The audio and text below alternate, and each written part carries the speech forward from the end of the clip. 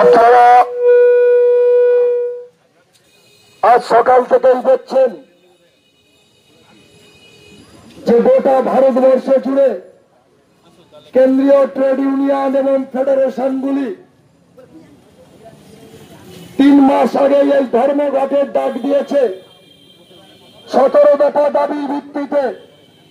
এই 17টা দফা দাবি নিয়ে দেশের সরকারের বিভিন্ন দপ্তরে বারে বারে তাগাদা দেওয়া হয়েছে, দাবি জানানো হয়েছে, কিন্তু দেশের সরকার সেই দাবি মানতে নারাজ। দেশের শ্রমজীবী মানুষের স্বার্থে 90 কোটি মানুষ, দেশের অসংগঠিত ক্ষেত্রের শ্রমিক, এই অসংগঠিত ক্ষেত্রের শ্রমিকদের সামাজিক সুরক্ষা যে 21টা শ্রম আইন ছিল সেই শ্রম আইনকে পরিবর্তন করে 4টি শ্রম কোডে আনা হয়েছে এবং আমাদের দেশের রাষ্ট্রায়ত্ত কল কারখানা, ব্যাংক, বিমা, রেল, খনি, বন্দর একটার পর একটা বিক্রি করে দিচ্ছে। যখন দেশের সংখ্যাগরিষ্ঠ মানুষের আয় কমছে, করোনার সময় মানুষ খেতে পাচ্ছে না, চিকিৎসা পাচ্ছে না, মানুষের আয় উপার্জন নেই, সেই সময় দেশের আম্বানি আদানিদের আয় বাড়ছে, রোজগার বাড়ছে কোটি কোটি টাকা। আর এরাই নির্বাচনের সময় আমাদের দেশের বৃহত্তম দল বিজেপি তাকে টাকা দিচ্ছে নির্বাচনে লড়ার জন্য। আর তারা নির্বাচনে জিতে এসে এই আদানি আম্বানিদের স্বার্থেই আইন প্রণয়ন করতে চাইছে। দেশের মানুষের ভোটে জিতে এসে দেশের মানুষের কথা ভাবছে না। দেশের সরকারের যে কাজ করার কথা সে কাজ দেশের সরকার করছে না। দেশের সরকারের যে কাজ করার কথা না, আমাদের দেশের সরকার কি করছে? রাম মন্দির তৈরি করছে, রাম মন্দির তৈরি করছে। আর রাজ্যের সরকার দীঘায় জগন্নাথের মন্দির তৈরি করছে। সরকারের কাজ না মন্দির মসজিদ তৈরি করা, সরকারের কাজ রাস্তাঘাট, মানুষের জীবন জীবিকা, স্বাস্থ্য, শিক্ষা কি হবে সেটা নিয়ে ব্যবস্থা গ্রহণ করার। কিন্তু সরকার যার দায়িত্ব পালন করছে না, তখন শ্রমজীবী মানুষের আন্দোলনের শেষ অস্ত্র ধর্মঘট। আর এই ধর্মঘট নিয়ে মানুষ আজকে রাস্তায় নেমেছে, গোটা ভারতবর্ষ উত্তাল হচ্ছে। আর আমাদের দেশের সরকার নয়া শিক্ষানীতি চালু করেছে। নয়া শিক্ষানীতি চালুর মধ্য দিয়ে আজকের স্কুল নিম্নবিত্ত মধ্যবিত্ত বাড়ির ছেলে মেয়েদের স্কুলের আঙিনা থেকে বাইরে পাঠিয়ে দেওয়া হচ্ছে। যার টাকা আছে সে পড়বে, আর যার টাকা নেই সে স্কুল কলেজ থেকে কেটে পড়বে। আজকের এই সিদ্ধান্ত নিয়েছে দেশের সরকার। তাই দেশের সরকারের কাছে 17 দফা দাবির ভিত্তিতে এই ধর্মঘট। আর এই ধর্মঘট দেশের সরকারের বিরুদ্ধে, কিন্তু দুঃখের বিষয় সত্যি, কিন্তু এই ধর্মঘট ভাঙবার দালালরা আজকে এই ধর্মঘটকে ভাঙবার জন্য এ রাজ্যের পুলিশ রাষ্ট্র ব্যবস্থাকে রাস্তায় নামিয়েছে এই ধর্মঘটকে ভাঙবার জন্য।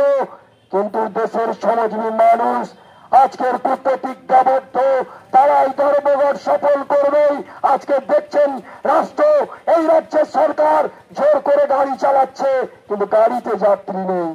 গাড়ি চালাচ্ছে, গাড়ি মালিকরা, ড্রাইভাররা বলছে কি করবো দাদা, উপরের চাপ, আমাদেরকে বাধ্য হতে হচ্ছে গাড়ি চালাতে। গাড়িতে প্যাসেঞ্জার নেই, তেল পোড়াতে হচ্ছে, কিন্তু গাড়ি চালাতে হবে আমাদের। কারণ এর পরের দিন আজকে যদি গাড়ি চালাতে না দেই, পরের দিন গাড়ি বন্ধ করে দেবে। আমরা বলছি সেই দিন শেষ হয়ে আসছে, শেষের শুরু। আজকে শেষের শুরু হয়ে আসছে। আজকে তৃণমূল কংগ্রেস, বিজেপি বিরুদ্ধে বন্ধ, দেশের সরকার এনডিএ সরকারের বিরুদ্ধে বন্ধ। তৃণমূল তার দোষর হিসেবে আজকের রাস্তায় এই বন্ধকে ভাঙবার জন্য, এই ধর্মঘটকে ভাঙবার জন্য রাস্তায় নেমেছে। আমরা সে কারণে বলছি গোটা দেশের মানুষ, দেশের শ্রমজীবী মানুষ আজকের এই আন্দোলনে অংশগ্রহণ করছে। সংগঠিত ক্ষেত্রের মানুষ, শ্রমিক, অসংগঠিত ক্ষেত্রের শ্রমিক, একদম ভ্যান শ্রমিক, টোটো শ্রমিক থেকে শুরু করে নির্মাণ কাজে যুক্ত শ্রমিক, বিড়ি শ্রমিক, আজকে সবাই ধর্মঘটে সামিল হচ্ছে। আর এই ধর্মঘটে যখন সামিল হচ্ছে, তখন ভারতীয় জনতা পার্টি বিজেপি তারা কি করছে, মানুষে মানুষে ধর্মের খেলা শুরু করে দিয়েছে। জাতপাতের বিভাজন, হিন্দু মুসলিম বিভাজনের মধ্য দিয়ে এই ঐক্যকে ভাঙতে চাইছে, এই ধর্মঘটকে ভাঙতে চাইছে। তাই সতর্ক থাকতে হবে। আগামী দিনে আরো বৃহত্তর আন্দোলন, আরো বৃহত্তর লড়াই অপেক্ষা করছে। কারণ না হলে দেশের সমাজী মানুষ সংকটে পড়বে। তাই সর্বস্তরের সমাজী মানুষকে এই ধর্মঘটে সামিল হওয়ার আহ্বান জানাচ্ছি। শিক্ষক নেই, দুর্নীতি, রাজ্য সরকারের দুর্নীতির কারণে শিক্ষকরা আজকের বাতিল হয়েছে। আমার আপনার ঘরের শিক্ষিত ছেলেরা যারা শিক্ষার অঙ্গনে যাচ্ছে তারা লেখাপড়া থেকে বঞ্চিত হচ্ছে এবং শিক্ষাক্ষেত্রে চরম দুর্নীতি, জুলুমবাজি, এমনকি তৃণমূলের নেতা নেত্রীরা তারা ধর্ষণেও যুক্ত হচ্ছে। এমন চরম অবস্থা স্বাধীনতার পর পশ্চিমবঙ্গে শিক্ষা ব্যবস্থায় হয়নি। তারই প্রতিবাদে আজকের এই ধর্মঘট। শ্রমিকদের কি অবস্থা, নির্দিষ্ট কোনো মজুরি থাকবে না, ট্রেড ইউনিয়ন করার অধিকার থাকবে না, কেন্দ্রীয় সরকার সেই নীতি গ্রহণ করছে। তারই প্রতিবাদে ধর্মঘট। দীর্ঘ লড়াই আন্দোলনের ফলে রাষ্ট্রীয় কলকারখানাগুলো তিলে তিলে গড়ে উঠেছিল ভারতবর্ষে। ব্যাংক, বিমা, রেল, সড়ক, কয়লা সমস্ত কিছুকে তারা বেসরকারীকরণ করে দিয়েছে। এমনকি বিমা ব্যবস্থাটাকেও বেসরকারীকরণ করে দিয়েছে। এরকম অবস্থায় বামপন্থী ট্রেড ইউনিয়নগুলো চুপ করে বসে থাকতে পারে না।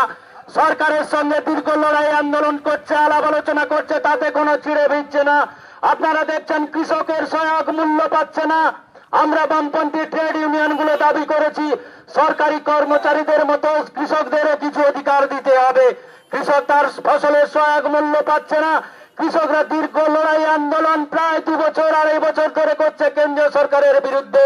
তাদের সহায়ক মূল্যের দাবিতে, তাদের বীজ, কীটনাশক এবং বিদ্যুতের সহায়ক মূল্য দাবি নিয়ে আমরা দেখি কেন্দ্র এবং রাজ্যের সরকার বিদ্যুৎ ব্যবস্থাটাকে কোন জায়গায় পৌঁছে দিয়েছে। স্মার্ট মিটারের মধ্য দিয়ে মানুষের যে বিদ্যুতের অধিকার ছিল তাও বঞ্চিত করেছে এই কেন্দ্র এবং রাজ্যের সরকার। তার বিরুদ্ধে আজকের ধর্মঘট। সমস্ত স্তরের মানুষকে এই ধর্মঘটে, দোকানপাট, স্কুল, কলেজ, কর্মক্ষেত্র বন্ধ রেখে এই ধর্মঘটে সামিল হওয়ার জন্য আমরা সিআইটিইউ কাকদ্বীপ ট্রেড ইউনিয়নের পক্ষ থেকে আহ্বান জানাচ্ছি।